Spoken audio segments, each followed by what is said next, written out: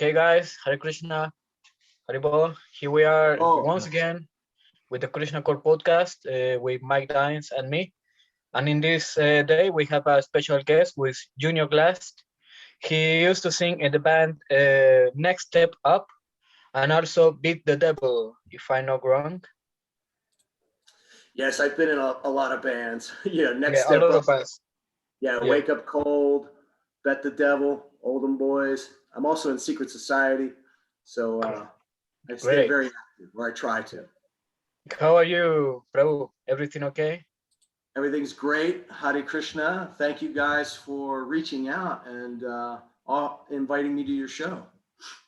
It's great to see you. Nice, nice to see you, and thanks for accept the invitation. Okay, so Mike, how are you? I'm good, Everything thank you. okay? I'm great. Yeah. Did you want me to kick off, Madhu? Yes, please. Hare Krishna Prabhu. Could you just very quickly introduce yourself? I know that we've just said that you're from Next Step Up, and also you're from Baltimore, which is, for those that don't know, on the kind of the east coast of America and the US, and not far from Washington DC. So could you just tell us a little bit about yourself? Thanks.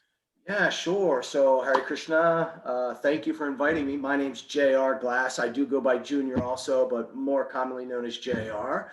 I live in Baltimore, Maryland. Like you said, it's very close to Washington, D.C., the capital of the United States. It's a tough city. It's got a lot of challenges, crime and whatnot. A lot of famous programs have been produced about Baltimore, like The Wire on HBO or Homicide, Life on the Streets. But I've been in the music scene since the mid 80s. Started out just going to shows, and then I was a promoter. I booked a lot of concerts, hardcore shows in the 80s and 90s in DC, and then started singing for Next Step Up in the early 90s, 1990. And I've been blessed to have been able to continue to do it and play shows. I had the pleasure of seeing Madhu. We played Sound of the Revolution a year and a half ago, and that was fantastic. It was great to see you and to get to play with Shelter and to see like Micah and the whole bunch of people from the Krishnacore scene from around the world there. It was really a special event. So that's That's really me. amazing. Right, thank you. I remember. Um, could you tell us a little bit how started your journey in the Krishna consciousness? I know that I know that if I'm not wrong, in the beginning, Next Step Up used to have like a stronger connection with the Krishna consciousness. But about your spiritual journey, how it started? Sure. So when I was a kid, my mother was into astrology and tarot card reading, and she would take me to a local bookstore. It was also a vegetarian restaurant run by some hippie type folks. And I was probably 10 or 11, and I would go, my mom would attend classes, and they had magazines and books. And they had these Amritritra Das magazines of little baby Krishna in the blue. And I would see him, and I was like, what is that? And I didn't think anything about it. And then I started being into punk and hardcore. I was a skinhead. And in the 80s, I think it was 86 maybe, I went to see the Cro-Mags, and that was when they were very involved in Krishna consciousness, and they had devotees at the show, and they were giving out pamphlets and literature. And I had been raised Catholic, and I had questioned my faith. I was basically kind of agnostic. I believed in God, but not in the Christian Catholic interpretation of it. So I started reading some of the literature, and I was like, wow, this is all kind of making sense to me.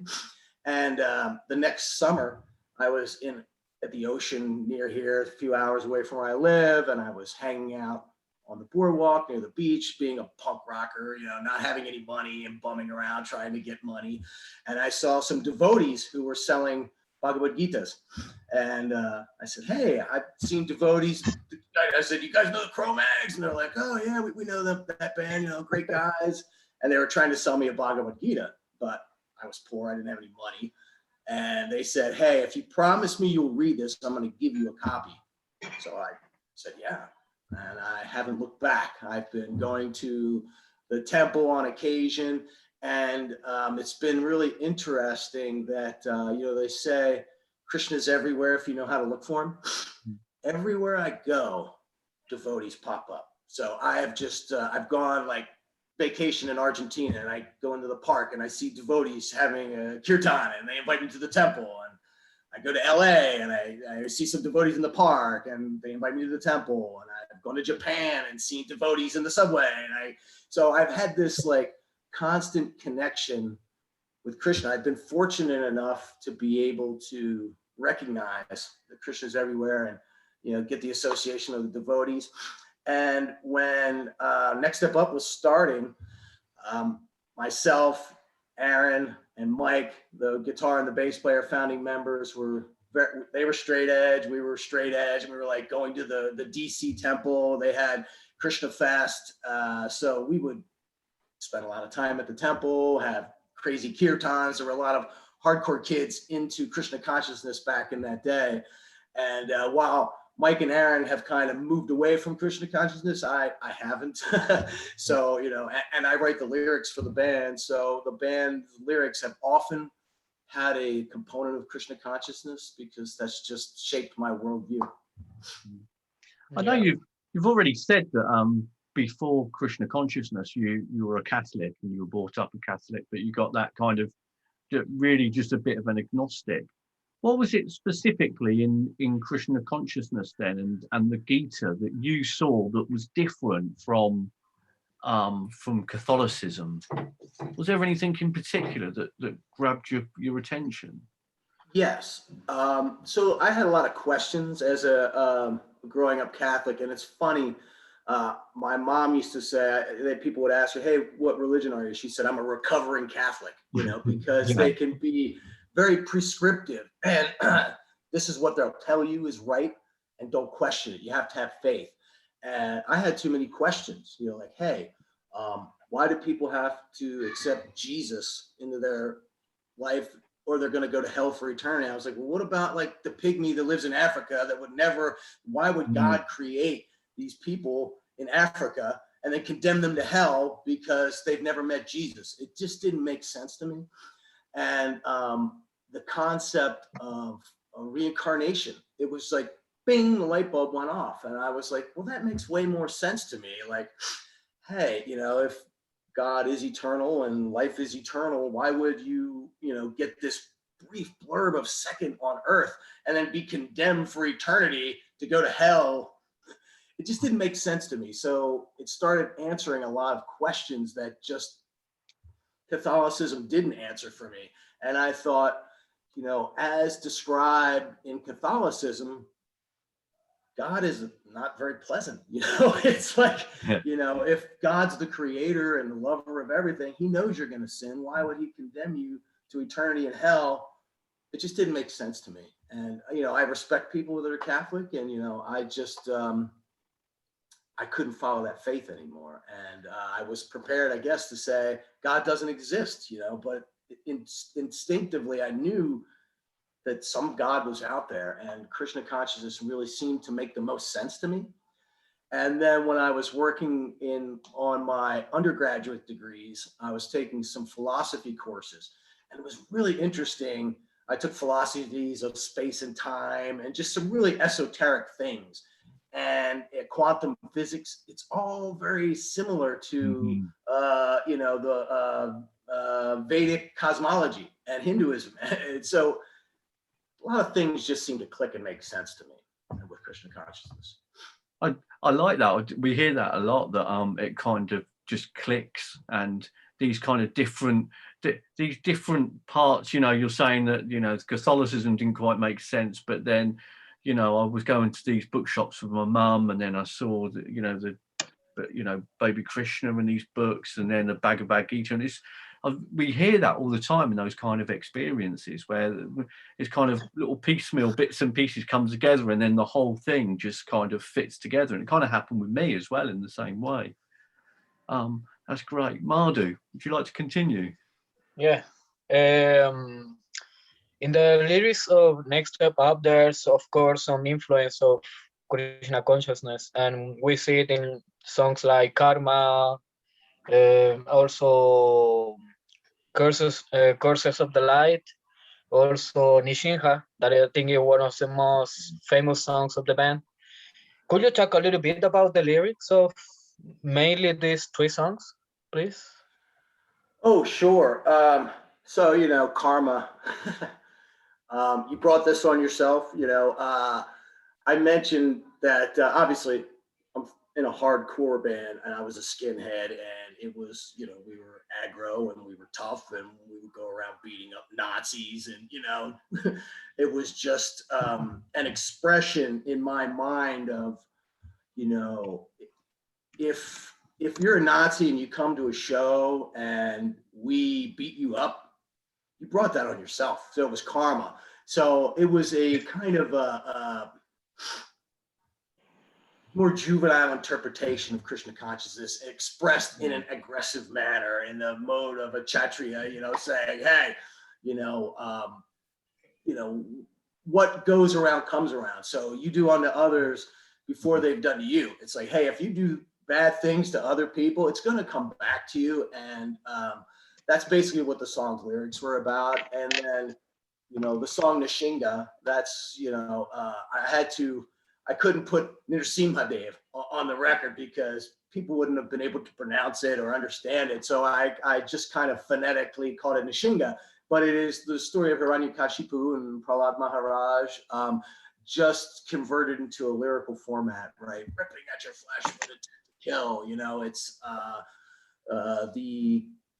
the deliverance of Hiranyakashipu through violence by the incarnation of Krishna, right? So there's so many layers to that story, and I try to make the song lyrics focused around that, but to leave it broad enough so people listen to it and they can have their own interpretation of it. And then Cursors of the Light, I took some of those lyrics directly from Bhagavad Gita as it is, and it's talking about people that refuse to accept that there are things like agnostic, right? I talked about, how I almost went and thought God doesn't exist, but I didn't want to be like a cursor of people that actually seek out enlightenment and spiritualization. So those people are the demoniac, right? They're lost to themselves. They have no intelligence, right? So that's kind of the spirit of those songs because they really moved me and spoke to me. Bhagavad Gita, Srila Prabhupada's message were still foundational to my way of thinking. And so anyway, I hope that explained it. Yeah. Also, sorry, Mike. Also, before I forget, because of one question that comes to my mind, Baltimore it has like a kind of violent environment. We were just reading that this city is like the fourth most dangerous city in America. This reality it has an influence in the sound of the next step up. That is, even the sound of or the music is quite different from bands like 108 or Shelter. It's more influenced by beatdown, for example. How you see it? It has some special background that there is some special background that it gives some influence to the music. I like to think so, but it's hard to say. It's almost like if you're a fish in the water.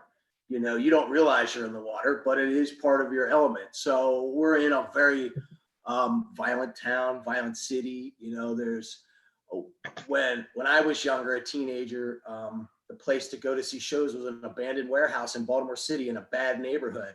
So I look back, I'm like, geez, I wouldn't want my kids going to a place like that. But, that's what it was like. And you would oftentimes get picked on for looking like a weirdo, for looking like a skinhead or a punk rocker. And it didn't matter if the black kids from the hood were picking on you or rednecks were picking on you, white, it didn't matter. You were a target because you looked weird and you looked different. It wasn't cool. So I think that always being prepared to fight mentality and seeing violence happen all around you has to influence you. It has to shape you in some way, whether you realize it or not. And back when we were writing Next Step Up, there wasn't really such a thing as beatdown hardcore. I think beatdown kind of evolved.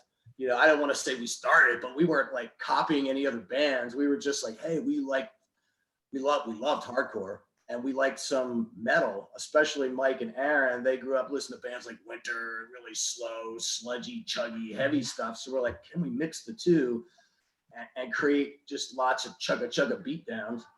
And, you know, part of it was we just weren't really that good musicians either. We're like, let's just play the basic, keep it hard, you know? And anyway, we never thought when we started playing that people would really like us. We just were playing because it was fun to do. And I was booking shows. So it was like, hey, I'm going to make my band open up. I'm booking Sick of It All or Sheer Terror or Life of Agony. So Next Step Up was going to open up for them. And people just seem to like it. So I still, to this day, am amazed that people listen to Next Step Up. And I'm very blessed to have like the opportunity to play Sound of Revolution recently. So thank you guys. Yeah. Yeah, I think that's that's the kind of question I was going to ask you, was going to ask you about the kind of musical style. And, you know, you're talking about Karma and the way in which you were discussing Karma and bringing kind of lyrical content from the Bhagavad Gita as well. Did that have any kind of impact on that style and that kind of beatdown style that you were kind of developing? If you listen to kind of like any Baltimore bands like Turnstile, for instance, they're quite kind of melodic, or even Gut Instinct was that kind of more kind of traditional kind of hardcore sound. But your sound was, it sounds pretty damn good for kind of Krishna conscious kind of lyrics. I mean, I was listening to you guys this afternoon, and my wife said, "Wow, these are great. Who are they?" You know, and I was talking to her about it, and it's the kind of punk I like to listen to. Really, it's more kind of grindcore. But did you find? Yeah, sorry to babble. Did you find those lyrics kind of fitted quite well into that style? Well, you know, that's a good question, and I hadn't thought about it until you just said it. But if you think of, like, say, the story of Hiranyakashipu, Prahlad Maharaj, and the Shringa, you know, that's a violent story. Yeah. You know, we'll bring out your flesh. Rah! So the music, for me, I think lyrically and musically combine very well to tell that story. And the same with Karma. So I didn't really think about it at the time, but yeah, as you've described, I think that makes sense. Maybe they do augment one another or complement one another. Yeah, because it's a bit of a strange, because as I'm asking the question, I'm thinking, well, hang on, well, the kind of melodic kind of you know, melodic hardcore shouter kind of fits what they're trying to do, and then you've got that kind of esoteric sounds, a kind of Pramer or 108, it kind of suits what they're trying to do. And I think what you guys were doing, like you say, in Nishima Dave and talking about those kind of stories, it really comes out in the kind of aesthetic kind of style and musical style of what you're doing. So great. Well, thank you. And you know, we never set out to be like a Krishnacore band. Like Shelter was, hey, we're a Krishnacore band. Yeah. We're a hardcore band that were heavily influenced by Krishna. So I think there's a difference in purpose that maybe had something to do with why the sounds are different too. I'm not sure. And I understand that, you know, a lot of people that like Shelter don't like Next Step Up because they don't like that angry, heavy music. And that's fine. You know, we weren't, you know, trying to appease any particular crowd of people. We were just playing music that we liked and loved. And you mentioned Gut Instinct. You know, those guys were my bros. You know, I used to be a roadie for those guys and go to all the shows. And when we first started, we played with them, and, you know, we wanted to be like Gut Instinct. You know, we covered some of their stuff on Intent to Kill. So there's been this like thread through the scene here since back in the days of Gut Instinct in like the mid 80s, like Gut Instinct, Next Step Up, Stout, Trapped Under Ice, Turnstile, Queensway. They're all like branches of that same aggressive Baltimore dirty feeling streets, you know, and it's great to be a part of that history. Yeah. Especially when Next Step Up started like in the 91, I think. So Yeah, it's we kind put of out our first thing in 91, but we started in like late 90, and I wasn't the first singer. Actually, one of my friends was before they put a demo out. And so Mike and Aaron, the founding members, went to the same high school that I went to, but I was ahead of them. So I graduated the year they came in, and they knew me. And I used to book shows, so they would always come to the shows. And they lost their singer, and they asked me if I wanted to sing for the band. And at first I said, nah, I'm not a singer, you know, I'm just booking shows. And then later on, I saw a friend of theirs a couple months later. I was like, you know, I really wish I would have, you know, given it a try. And they hadn't found anyone yet. So they immediately called me and said, hey, please, Prabhu, come and, you know, sing. And the first show we did, I sang 2 songs and the other singer sang 3 songs, and that was it. But yeah, it was around 90, 91. yeah. So you are in all the recordings I'm sorry? in the demo also. You are singing in the demo of Passive Aggression, I think is the name. Yeah, that was our first demo, Passive Aggression. Yeah. Yeah. Yeah, I remember it's the first thing that I hear from Next Step Up many years ago. Oh, wow. I met the band because of this page. I don't know if you remember Krishnacore.com. Yes. So there were some names that they were still looking for to find some music about them, and some of this name it was Next Step Up. So I tried to find out, and I met this album Passive Aggression, also Intent to Kill. Yeah. Intent to Kill sounds like like a beat down title. Yeah, it is. But, you know, that's from the lyrics of Meshuggah, right? Ripping at your flesh with intent to kill. So, yeah, that was our first kind of debut on the international scene. It was on Gain Ground Records. You know, we put out a song on the East Coast Assault compilation called LA Story, and that got a lot of circulation. And a band from Germany was starting a label, and they said, hey, we'd like you guys to be our first artist, and we want to put out a 7-inch. So we said, sure. And they were like, hey, do you know any other bands? So we're like, hey, let me connect you with our friends from All Out War and from Fury of 5. And so they started putting out some really good bands. They put out Turmoil. They put out some, I think, a couple other bands like Turmoil, Hard Response, you know, All Out War, Fury of 5. So we just got lucky. We kind of caught on that wave of, you know, 90s hardcore, and haven't looked back. Yeah. Just to go back, so you joined, I think it was 1992 was Passive Aggression, the demo came out. So you were a devotee by 1992.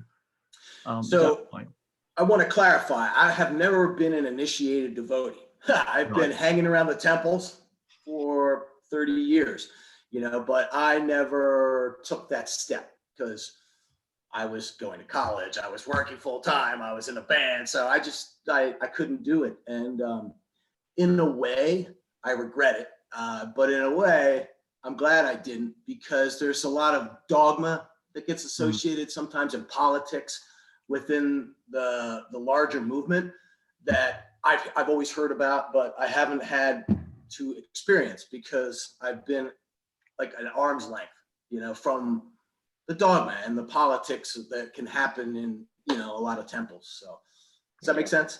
Yeah, it really does make sense. Yeah. Go on, buddy. Mike, please.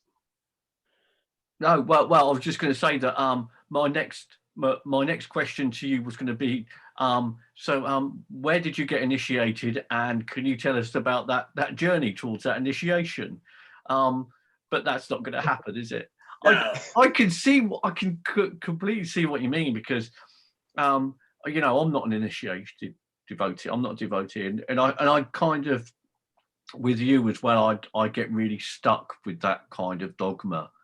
and those kind of conspiracy theories that are knocking around at the moment. I see lots of devotees sharing anti-COVID stuff and flat earth stuff and anti-science stuff, and then you can't comment on this stuff because you're told you mustn't criticize devotees, and it's all that kind of dogma that goes with it, and I could never kind of get over that. I still can't get over that, and I really find it problematic. Yeah. Go ahead. Sorry, Prabhu. Sorry. No, I was just going to say, unfortunately, like, I don't put up with that kind of bullshit in any scene, much less I wouldn't want to experience it in my spiritual life. So for me, I read at home, I chant at home, I offer my food, you know, I go to the temple for the big festivals, but that's about the extent of it, because I wouldn't want to tarnish my journey on Krishna consciousness by being, you know, having to process all that conspiracy things like you're saying. There's enough of that without being in Krishna consciousness. There's enough of that just in society, right? Yeah. So I think it's more of a symptom of Kali Yuga, right? It's permeating society, even in, it sounds like Krishna consciousness. So. And I think what Will you get the vaccine? I'm sorry. Are you vaccinated? Actually, I'm half vaxxed. I had my first shot 2 weeks ago, and Wednesday I'm getting my second dose of Pfizer. Okay. I'm half vaccinated as well. Yeah. So we're going off half vaxxed. Yeah. But I think, but I can't remember who I was talking to about this before, and you're absolutely dead right in what you're saying. Is that, and you know, I shouldn't really be allowing it to get into, you know, my spiritual life. I shouldn't be really and I've kind of come off of Facebook a little bit because I'm just seeing it time and time again, you know, this anti-vax, you know, flat earth, or, you know, I'm thinking, hang on, I don't want to see this. I just don't want to be engaging with this stuff. And actually it becomes quite aggressive and self-righteous in the way that people are sharing it. And I think it's something that I've got to learn to deal with and go, no, right, I'm going to take a step back here, and I'm just going to deal with my own spirituality in the way that I can. And the way that, one thing that I've learned from kind of studying this stuff, I know that Raj Kishore from 108, he was initiated and he's still involved in the movement. But someone like Robert Fish, I think he moved away, and he still moved away from that kind of environment, but he still chants and he's still involved with it, and he still develops his own spirituality. And I think that says a lot. I think you guys have got a lot to teach people like me and those around us. Yeah. I'm always learning myself, you know. One thing, and it's easy to forget, you know, and that's why, you know, when I realized, you know, I heard this at a temple at a lecture once, you know, that Krishna's everywhere if you look. Right? If you're blessed, you get that vision, and you can see Krishna in a dog eater, right? It says this in the Gita, and I try to keep that in mind, you know, like, hey, these people are pissing me off. That guy's making me upset. I'm like, oh, there's probably a reason. If I think about it, you know, like, what's the lesson I can take away from that? But I don't want to impose my thinking or my philosophy or my bad karma on others. So I kind of keep my spiritual journey to myself, you know, and my family and those that ask. But, you know, it's personal, and that's been my experience, you know, like, hey, I don't want to bring your journey down. And it's funny because at times I always felt like, coming from like the hardcore scene, it was weird. You go to the temple, right? And there'd be like lots of, you know, devotee families, like of Indian culture there. And then you get these scummy tattoo punk rockers and skinheads in the back. And they're like, yeah, we're all aggro. But they didn't judge us. But I always felt like a little guilty, like, hey, I'm bringing these guys down with my bad karma just being here. And it was so gratifying to see the devotees weren't judgy, you know, and I try to keep that in mind. So when I hear that somebody's got a conspiracy theory, and then I'm like, those people are idiots, and I go, no, I mean, I want to judge them. They're on their own journey, they're on their own path. And by having that thought come into your mind, you got to realize, oh, it's impacting me, you know, and that's how I'm perceiving it. And it's better to try to disassociate from those thoughts. I don't know if that makes sense. I think you're dead right. Yeah. One Thank thing I wanted to say, and I used to say to Mike every time that we touch this topic about conspiracy theories in Krishna consciousness is this so it gives me some kind of cringe that when I see devotees that sharing this kind of stuff like Holocaust denial or flat earth, because it has nothing to do with Krishna consciousness. And it's like even the Srimad Bhagavatam it has so many things like description of planets and this and stuff. My Gurudev, for example, he said there are three kinds of knowledge: Maya Tattva, Krishna Tattva, and Jiva Tattva mainly. And if you know Krishna Tattva, Guru Tattva, and Jiva Tattva, these are the main types of knowledge because the material manifestation is nothing, one day will be destroyed and then comes out again and then again and again. So you are trapped in taking care about this and if the earth is flat or okay, maybe you are right, the earth is flat, and then what? You were spending all your life in no chanting Hare Krishna and just checking documentaries about flat earth like 3 hours, 4 hours. How you recover this time? How you recover this thing, this value life? You have this human form to take care about your spiritual life, and you also the devotees always say, I mean the pure devotees, Prabhupada, Narayan Maharaj, or let's say they say like you should be one pointed to spiritual life. You know, Prahlad Maharaj, we were talking about Prahlad Maharaj, and he is playing what is devotional service like Sravana, Kirtan, Vishnu, Smarana, Archana, this. And there is a principle of what is bhakti. Bhakti is not to be 3 hours checking a documentary about flat earth. It's not to check even the history about worldly things that maybe happening or maybe not. I know. I wasn't there. But yeah, of course, you can't deny the Holocaust because there's well documented. But yeah, it's just a wasting of time, And now, so even in the material platform, like now, one expert say, I remember in the beginning of this lockdown and COVID-19 last year. First, yeah, you must use the mask, and then came another guy, an expert, and say, no, the mask is useless. Also, the alcohol gel is useless because attract the virus, and so many things that then you are like, in who can I trust? You know, in the material platform, I have nothing. What I have only sadhus, pure sadhus. I mean, not just someone who is dressing as a sadhu. The pure sadhu are Vaishnavas. That's everything that we have. We have nothing to do with this material thing that if this is right or this is wrong, because this is the age of quarrel.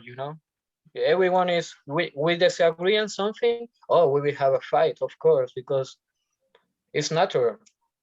And many things will come with the Yeah. time. So we should try to serve Vaishnavas. We should try to honor them. And doesn't matter if I know sometimes we see a devotee who is drinking alcohol or smoking. If he is sincere and he is serving Vaishnavas and he respect them, it will be okay. But to waste our time in this political stuff, then what? It's like you will lose everything. Well, it's all Maya. It's all illusion anyway, right? And Yeah. I think you touched on it, right? What is transcendental and what is spiritual? Bhagavad Gita was written thousands of years ago, and the reason that it still rings true today is because certain things don't change over time. the truth is eternal, and the conditions around it that swirl around all the Maya, it's not real. You got to keep your eyes focused on the prize. And what I was thinking about as you were talking, I was like, you're right. When you hear people that are very spiritual devotees and they're on track, and they're devoting and they're Vaishnavas, but they get caught up in other things that don't have to do with that, they will have to recognize that they're being pulled down by Maya and illusion. And I oftentimes find myself like, I'm on Facebook, and especially here in the US, we've had a last 4 years with the previous president, Trump, and it was really unpleasant times, but I would always find myself getting on Facebook, these people, and I get upset. And I would occasionally see myself outside of myself, looking down at myself, clacking away and going, this is all Maya, it's illusion. Don't let it get to you. I shouldn't let it mess with my consciousness, because it's all temporary anyway, right? And it just gets you more and more upset. And that's the nature of the age of Kali Yuga. So it's hard for us to stop and realize that we're being drawn in. You might think, hey, I chant 5 times a day, I'm spiritual, but if you're checking Facebook for flat earth comments every day, you should check yourself. Like, wait a minute, is this, you can do that, but if you do that with the knowledge that you're impacting your karma, it's an opportunity cost, because you're right, you've got a very limited time here. You could be spending that time chanting, instead you're checking Flat Earth Society. You could do that, but go in, when you do that, know that you're putting negative karma on yourself, right? You're being sucked into something that will have repercussions for you later on. It's karma, right? You chose to do that instead of chanting, and now you got to move forward, and that's something I always tell myself, because I drank and I smoked pot and things over the years. And I said, I know that this isn't, I'm impacting myself, I'm not going into this blind, and it doesn't make it better, but I'm not fooling myself that there's no negative karma for the things I'm doing. Even when you think you're doing something pure, you want ni karma, no karma. You don't want good karma or bad karma. If you're not giving up everything for Krishna, you're going to have some karmic impact. And you got to say, well, what are the things that are important to Krishna, right? Food, water, devotion, not flat earth, or whether Donald Trump should be president. I mean, these are things that are all temporary and karmic, right? And they all will drag us down. It's like a black hole. You can get sucked in the way a planet or light does into a black hole. Even if you're a flat earth, your flat earth will go into that black hole. That is karma, and you'll be sucked down in the material. Anyway. Yeah, you're completely right. No, I don't know how can't happen, I'm afraid, because space doesn't exist, because NASA's lying to you. So space doesn't exist. So the black holes don't exist anyway. So we can't go. We can't talk about black hole analogies, I'm afraid. I'm sorry I brought that up, but it's funny when you were talking about experts talking about masks and this. I say, let an expert, if someone has dedicated their whole life to studying viruses and they're experts in that particular thing, listen to them, right? I mean, my friend from high school who's on Facebook who thinks he knows what the hell he's talking about, that guy didn't spend 30 years studying immunology, and I'm like, I'll trust the experts. Just like you go to a guru who has spent his life studying the scriptures. If you want enlightenment, go to the expert. Don't listen to the guy on Facebook who didn't finish high school, who read a conspiracy theory. You could easily get sucked down in that. So I try to okay, this person's an expert. If they're telling me to wear a mask, I'm going to listen, because it's the polite thing to do. I don't care. I can chant Hare Krishna with a mask on. Works for me. Krishna still hears it. So, but anyway, I didn't mean to digress. I don't know how so many people have so much time to write so long statements about, this is fake, the pandemic and stuff. It's kind of weird in a devotee. At least someone who is trying to really develop the spiritual life, like one pointed, as I said before. It's kind of weird, and I really don't have time to read this thing. So what to do. Just chant Hare Krishna and be happy, or at least chant Hare Krishna. And try to be Anyway, happy. Yeah. anyway, these things are like, of course, to realize that this world is full of misery. Dukalayam asaswadam is temporary and miserable. So what to do? So you must deal with that, and you know, Yeah. Mike. It can really make you depressed if you think about it, but it is our lot in life, right? I mean, that is our karma. So, it's Yeah. try to, listen, you're wearing a Bad Brains t-shirt, and I'm looking at this Bad Brains poster on my wall over here. Yeah. I love the Bad Brains, and I try to keep that positive mental attitude, PMA, like, yeah, the world does suck, and it is suffering, and there's lots of pain and misery, but there's also a lot of good in the world too. And if you try to focus on the positive, it makes dealing with the negative a little easier, and part of that song Karma is, you have to recognize when bad things happen to you, it's because of things that happened in the past. And if you don't learn the lesson from that, you'll be doomed to repeat those things. So keeping a positive mental attitude and chanting and trying to focus on, but not the material world, I think that's a good recipe for at least a happier life. But you're right, you're not guaranteed happiness. Yeah, and this world is the nature of this world, suffering. There is a danger in every step that you give. And it reminds me one thing that Prabhupada says, that, for example, one devotee asked, why Krishna doesn't make just everyone to be happy just once, like, okay, everyone be happy without this all kinds of troubles that we have in this world, in this material world. He says, why we are not living with Krishna just once, like, okay, we are happy, we are in the spiritual world, we realize our eternal nature, our spiritual identity.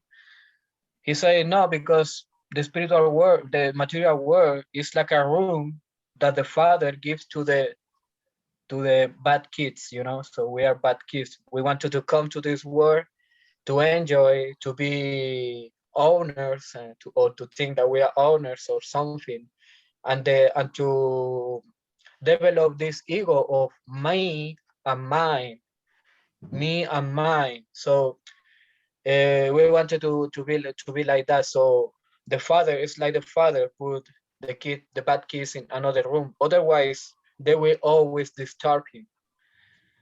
You know. Yeah. So yes, good analogy. I think that to realize that this world is not for us.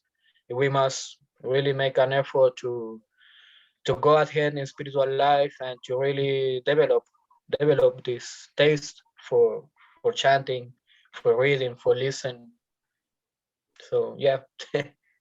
Yeah. And, I kind of had said before, if Krishna is there, if you look for him, I think that, that mentality you said of, Krishna wanting to be your, granting your wishes, he's put us here because we have expressed a desire to want to lord over material nature and enjoy. So he said, all right, I'm going to put you here and give you this position and this power. What you do with it will determine what happens in your next life. So if you want to come here and enjoy, you can enjoy. But Yeah. if you don't get that enlightenment that, oh, wait a minute, the real thing is need karma, right? I don't want to have any karma. How can I, kind of wipe the dust off of the mirror of my soul by chanting Hare Krishna? So you could still be in this world and you can enjoy, but if you give up the results to Krishna, then you're getting need karma. And that's, the best possible outcome, I think. And I just try to keep that in mind. And what I have found is, over time when I am straying, or I haven't been to the temple in a long time and I'm on vacation somewhere and I run into devotees, and it's like Krishna's like pulling me back, and Yeah. and it's been really great over the years. And it's funny, the last job I just was working at, I was there and it was a big office. We probably had 200 people in the office, and I'm walking around getting introduced to people, and I'm like, Krishna calendar on this guy's cubicle. I had like 25 devotees that worked in my office that lived in the Baltimore Temple. And every Wednesday you could accept an invitation and they would bring prasadam from the temple. I was like, how awesome is this? I never expected my job to like bring Krishna to me. But, you know, so I've just been fortunate that, you know, get all these cues in my life to bring me closer to Krishna, to constantly remind me to chant. And, you know, so like I said, it's there if you look, you know, if you're paying attention. Yeah. One of the things that I like that you say, yeah, I like all what that you say, but one of the things that I really got is that you must develop your spiritual life in the way that you can, you know. It's not like you don't need to be a monk to or to live in the temple to really develop your spiritual life. And that Prabhupada says many times. You can stay with your family, you can stay with your job, you can keep your job, no problem. But chant Hare Krishna, read the books, listen Harikatha, and try to really embrace the philosophy. That's all. Otherwise, yeah, you can be a monk and still be thinking of Maya anyway, all the time. Or you can be in your home chanting Hare Krishna, but really taking care about it, you know? So Yeah. everyone can develop the spiritual life according to his own tendency. You know, it's like Sure. And that's, I think, consistent with like the concept of the Varnashrama Dhamma system where, you know, depending on, you know, what kind of, you know, if you're a Kshatriya or Sudra, there's different prescriptions for how you should live your spiritual life, because we're not all the same. We're not all situated. You're going to experience Krishna in a different way than I will, you know, and it's very personal. And the concept of enlightenment, you know, it's kind of the concept that it's like a light switch. You turn on the switch, you can all of a sudden have that realization, like, wait a minute, all of a sudden, like when someone gives you that first Bhagavad Gita and you're like reading, you're like, ding, the light bulb goes off and something starts to make sense. It can happen instantly, and it doesn't have to happen in a temple. And some people could go to the temple their whole lives. Maybe they're born as devotees and they didn't know, and they never get that enlightenment. You know, some people just go because it becomes ritual, like I did with Catholicism when I was a kid. I just went because that was my family. They sent me to church. It never resonated with me. I never had that enlightenment, that aha, the way I did when I had Krishna consciousness. So. Yeah, exactly. Like we've talked about like a lot of tensions around Krishna consciousness from those kind of really both inside and outside. Did you find back from the 1990s onwards that with Next Step Up that you what kind of tensions did you find within the hardcore scene? Did you get a lot of kind of we want to keep religion out of hardcore, like someone like Shouter they were coming up against in 108, for instance? So, you know, we didn't experience that too much because, you know, we were much more of a hardcore band that played some songs that were Krishna consciousness. Like when we first started, we had some devotees from the temple that would come with us to shows, and, you know, they'd be on stage with us in dhotis, and, you know, they'd hand out literature, and, you know, they always had a table set up and you could buy beads and you'd get prasadam. And, you know, it was generally well received. I was a few years older than the other guys in my band. So, you know, for me, I was like, oh, look at these young kids coming up, and they just wanted to be a part of something in the scene. So they kind of accepted Krishna consciousness. We didn't push it, but it was available, almost like it was for me when I went to see the Cro-Mags. Like the whole band Cro-Mags, they weren't Christian. It was just John and Harley really that were into it, but they made that big influence and they made it available to me. And you never really realize when you hand someone a pamphlet or a book how it will impact them. Or in my case, you write a song. I never knew Madhu would find Next Step Up somewhere, you know. So you put good things out in the world and you hope that people will take advantage of it and pick it up. But we didn't really push it from the band's perspective, you know. So it wasn't like people were saying, we don't want this, you know, in the scene. Because number one, if they said that to us, they might get their ass kicked because we were, you know, aggro. We were young and foolish. Let's just put it that way.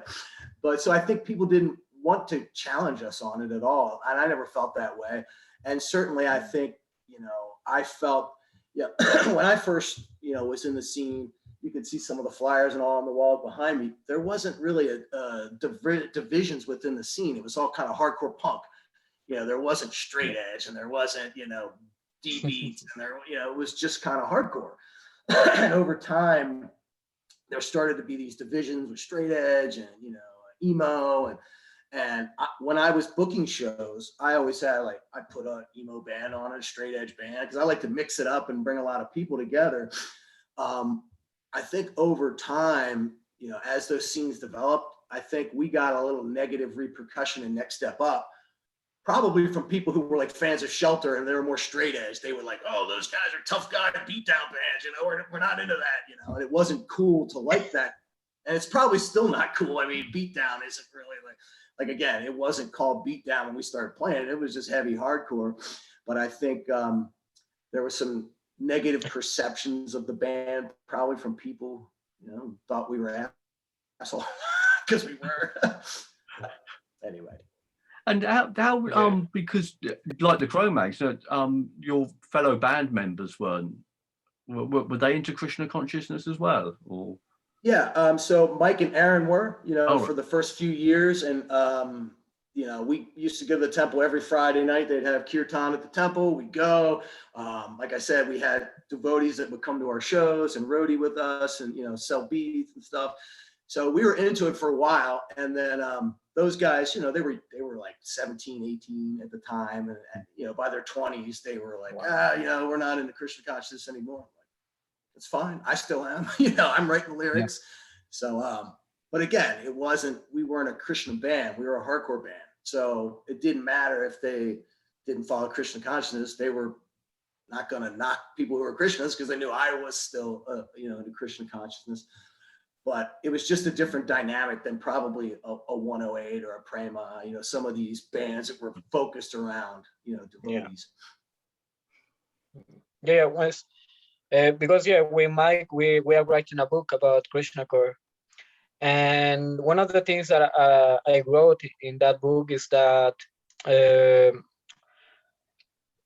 is not like sometimes it doesn't matter about the label, like we are a Krishnacore band, but somehow some bands like Next Step Up, let's say, like I know Seekers of the Truth, at least in the beginning, of other bands are inspired by Krishna consciousness, so sometimes people, atheist people, some militant atheist people will not attack the band, but the person who is like somehow bringing or preaching Krishna consciousness inside the hardcore scene.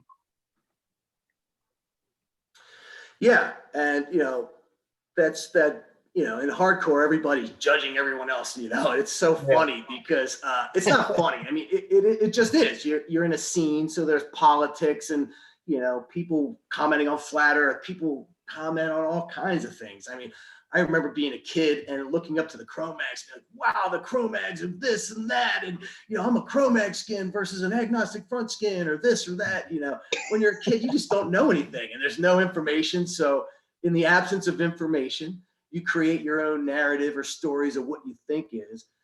And it's really funny because I was just commenting on this. In my neighborhood where I live in Baltimore, I have, just out of random, a lot of people from the DC and Baltimore hardcore scene that live in my neighborhood. They've grown up, they've got kids, and we discovered one another at the pool. We were like, hey man, is that John from For the Living, and Brian from Brian McTurnan from all these bands down in DC, and I see these guys, right? And they were younger than me, and they used to come to see the shows I would book in DC, and they had this just different opinion of me. And it's funny because one of my other neighbors, that he didn't know me until we moved here, we're at the pool one day and I see these guys and we're all hanging out at the pool. And it's funny because they used to be straight edge and now they're like drinking beer at the pool, sneaking beer, and I'm hanging out just like, hey man, I can't believe we're all here. This is really neat. Our kids are here. And I leave.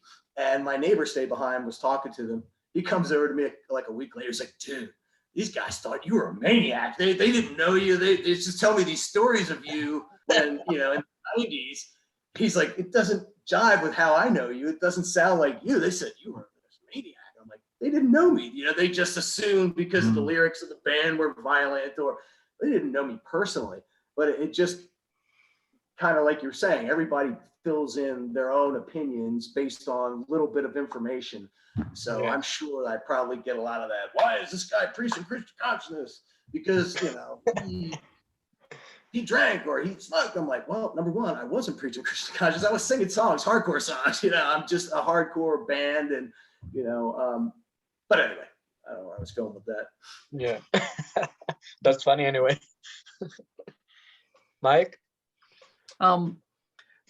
So we're kind of coming to the end. I wanted to ask you what you think about the Krishnacore at the moment, about the current scene, and if you still follow it, and whether I know that you played over in Europe, obviously in the Revolutions gig anyway. With Shelter, I don't know, Shelter's. Madhu and I went and saw 108 in London. Must have been about 3 or 4 years ago.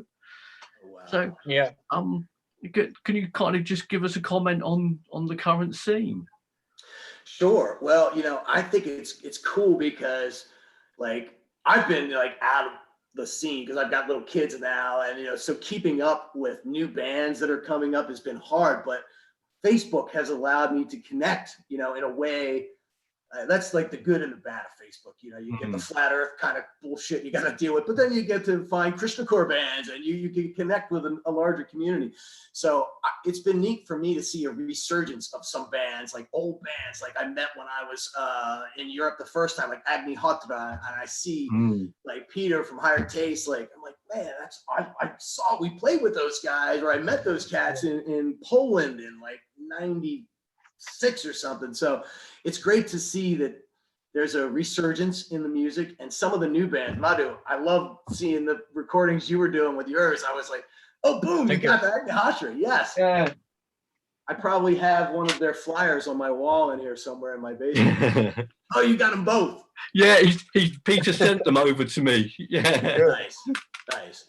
So I've been impressed too. I've heard some really heavier, God, I wish I could remember the names. I click on the videos and I watch them, but I've heard some really heavier Krishnacore bands, and that's what I really dig. I like to hear, you know, music that makes you just want to punch somebody in a good way, you know, not to beat them up, you know, mosh pits, you know. I just love being moved in that way. So to see that people are picking up the torch and carrying it down the field and passing it on, that's fantastic to me. And it's been fantastic to see some of the new bands and to see people rediscovering bands like Agni Hotra. So I'm really impressed with the state of the current scene. Yeah, also it's one of the things that with Mike we see sometimes, like, and yeah, sometimes people ask why in the podcast we still don't interview White Cap or Rangunath or John Joseph, you know, Jayananda. But it's because we also want to see that there is something more than Chromax or Shelter or 108, you know. You see, I think nobody knows about the deep meaning about the lyrics of Next Step Up. We also see some bands in Japan, for example, Kanen Hinka in, I don't know, Philippines. He has a really strong also Krishnacore scene. I've seen some videos of some Philippines bands, really good stuff. Yeah. Argentina, you know, so many stuff going around, and still Russia, so many things happening. So it's kind of, we could talk maybe about a revival of Krishnacore. I don't know, but time will tell, I think. Yeah. Just matter of about time. I appreciate how you frame that statement about why you haven't had like Shelter or Chromax, because I think people look at those two bands as like the well-known Krishna bands, but I think that there's two branches of the same tree, right? And down the Chromax branch, you probably have bands like Next Step Up and Agni Hotra maybe in the Shelter side, but bands like Terror Zone, you know, who have members who have been into Krishna consciousness, but have that message, but are much more aggressive, you know, versus more melodic and spiritual sounding 108. Or, I mean, I guess 108 could be over here. So I don't know. I didn't think about it until you said it, because, you know, 108's really hard too, but I don't know.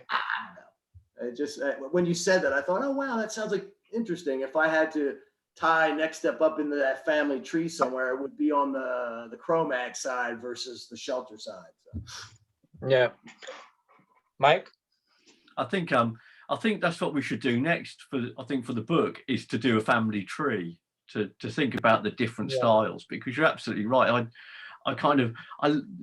I'm more on your side of the tree, where I like that kind of really hard, kind of punchy, aggressive, kind of hardcore, kind of punk grindcore, more than the kind of melodic, kind of Shelter type stuff. So I would certainly listen to Next Step Up, and I love 108, Pramer, Sober from Russia again. That kind of aggressive, punch you in the face type of stuff. There, that's Also, in Philippines there is a grindcore band. So can you imagine how it's grindcore? Oh, wow. It's called grindcore or grindcore. I don't know how it's pronounced. Oh, grindcore, yeah. It's called Absolute Truth. There is a band, grindcore Krishna band. Cool. Also, well, that's the thing, right? If any kind of band could be a Krishna band, right? Yeah. I mean, the Beatles, right? I mean, you listen to some Beatles, you're like, hey, that was Krishna influence. At least John's stuff was, later. Yeah. So it's great. I'd love to hear some Krishna death metal. I would be into it. Krishna Oi, I would listen to. I've been into Oi bands, punk bands, and metal bands my whole life. So that kind of more aggressive. I think, Mike, like you, I like Shelter, don't get me wrong, but I much prefer the kind of I like Bhakti. stuff. Bhakti are a great band.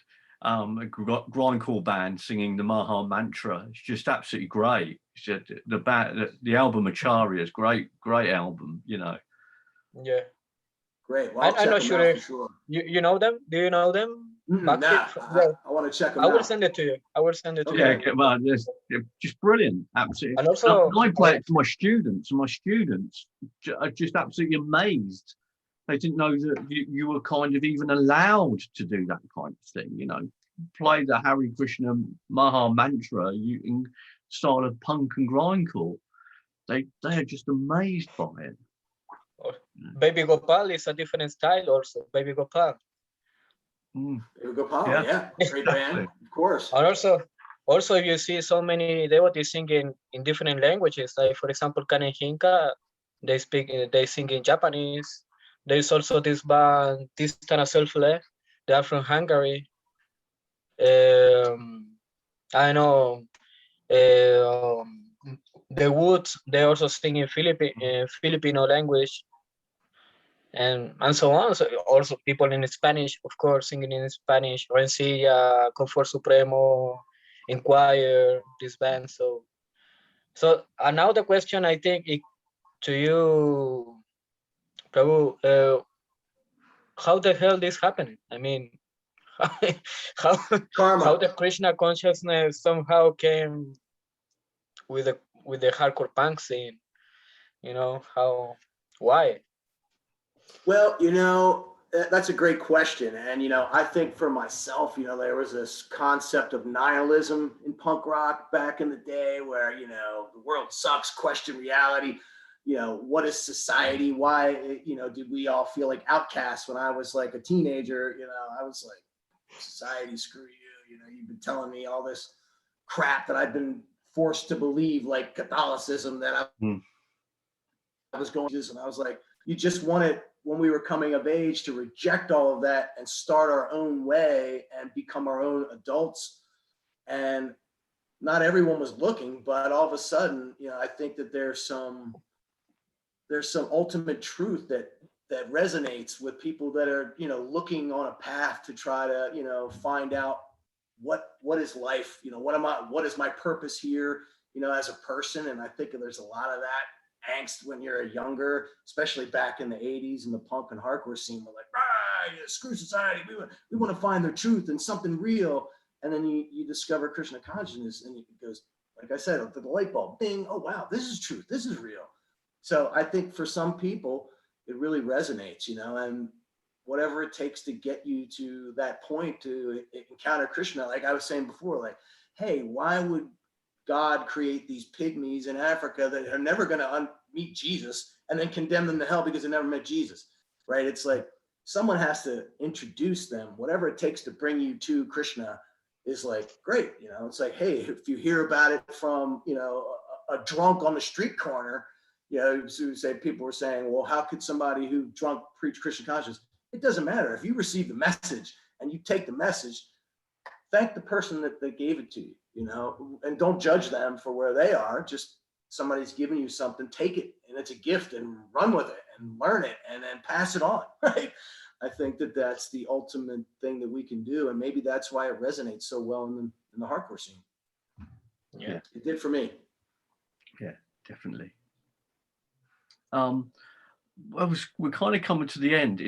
I think I mean, I kind of learn quite a lot from each podcast that we do, but I think I've learned a hell of a lot today, and it's just been really lovely just having a chat with you. And it feels as if, I don't know if Madhu thinks like, as if I've known you for years.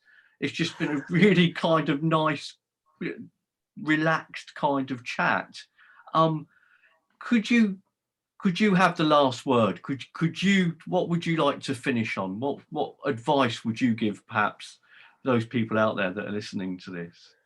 Well, first, let me say, Hare Krishna, and thank you both for inviting me on your podcast. You know, I have really enjoyed it. And like I said, I don't preach myself. I don't tell people what's in my mind because I don't think people necessarily always want to hear, you know, so I never get to talk about Krishna consciousness. So I've thoroughly enjoyed our conversation. I feel like I've known you as well. So I think you made that very easy for me. And I would just say to people out there, you know, try to think above the moment, right? When you're experiencing something music-wise, if you're experiencing a flat earth conspiracy, you just try to take a step above it, and look back down and watch yourself interacting with life. And that's how you can stop and realize the impact that Maya and outside influences have on you. Now, it's not easy to do, and we all get caught up in it all the time, but that ability to recognize that you are, you're in the water, you're swimming in the water, and you know, you're a fish, you don't realize you're in the water, and all of a sudden you're like, wait a minute, what's all this wet stuff around me? So that's that realization. Try to, you know, see above and beyond and not get sucked into the temporary. And that's something that, you know, I'm old. Shit, I'm going to be 52 next month. So it's like, you don't develop that until later. And I wouldn't try to tell someone who's 18, 19, you know, hey, you know, think of the long term, because the long term at that age is a year if you're lucky. You're not thinking, yeah, I never thought I'd be 50. I never thought I'd live to be 30, you know. But it does happen. So, you know, try to always stay on the path. Try not to judge others. You know, I'm guilty of that too. But be kind, you know, pay it forward, you know, and punch Nazis. As well, yeah. Yeah. No, Hare Krishna. Thank you guys very much. Bro, Thank you. It's been lovely talking to you. one thing, yeah, I remember that time that we were in the Sounds of Liberation Festival. We had the chance in the end to share a little bit, like 5 minutes, because during the festival I was looking for you, and yeah, we kept missing each other. Yeah. So in the end, I had the chance to talk a little bit with you. It was really nice. And I think I had this question from before, but I forgot. I'm sorry that I extend a little bit the conversation, but how it was to come back again to, I mean, Next Step Up is not playing so often. Yeah, especially now that it's not playing at all, but but how was to be in a festival, to travel, because it was the only one show in Europe that time. Mm-hmm.